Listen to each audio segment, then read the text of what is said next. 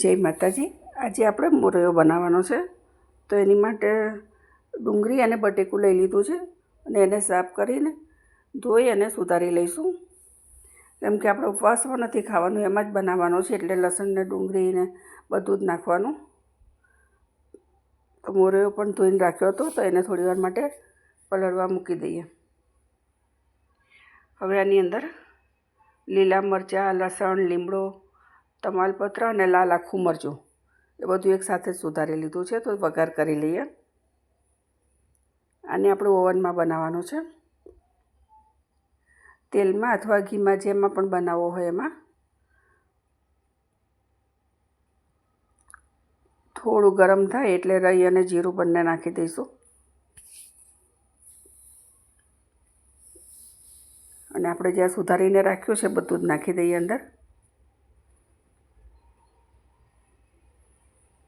કે ડુંગળી આપણે સાંતળવાની નથી, એટલે થોડીક વાર વધારે રાખવું પડશે।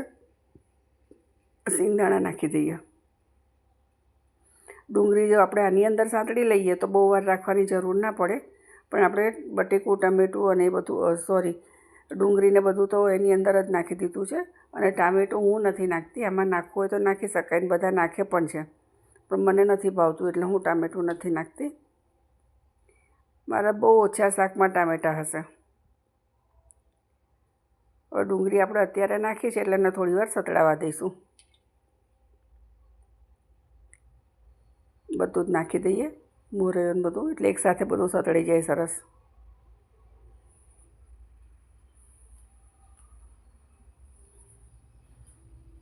ગેસ થોડોક ધીમો રાખી અને થવા દઈશું। એની અંદર રેગ્યુલર મસાલા જે છે એ નાખી દેવાના।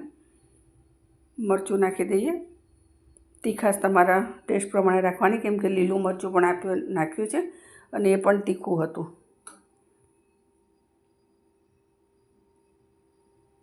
મિક્સ કરી લઈએ અને મીઠું નાખી દઈએ। બધું મિક્સ કરી અને થોડી વાર માટે રહેવા દઈશું।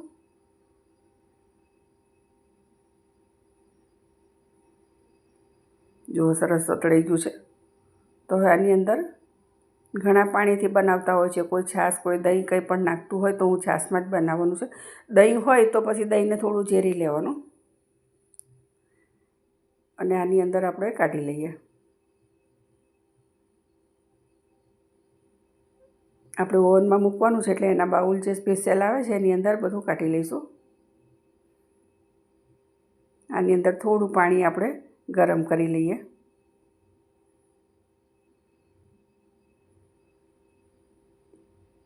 જે પાણી ઉકાળીશું ને એની અંદર આટલું લીંબુ નીચવી દેવાનું, અડધું લીંબુ છે, અને એ પાણી હવે આની અંદર નાખી દઈએ।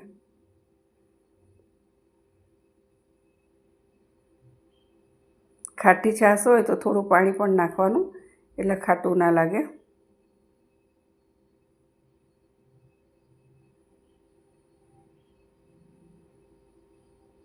હવે એને ઓવનમાં મૂકી દઈએ। જુઓ અંદર ફરી રહ્યું છે, તમે જોઈ શકો છો। બસ થોડી વાર માટે રાખીને તરત કાઢી લઈએ। આ 10 મિનિટની અંદર થઈ જાય છે મોરૈયો। તો મળીએ બીજા વિડીયોમાં। જય માતાજી।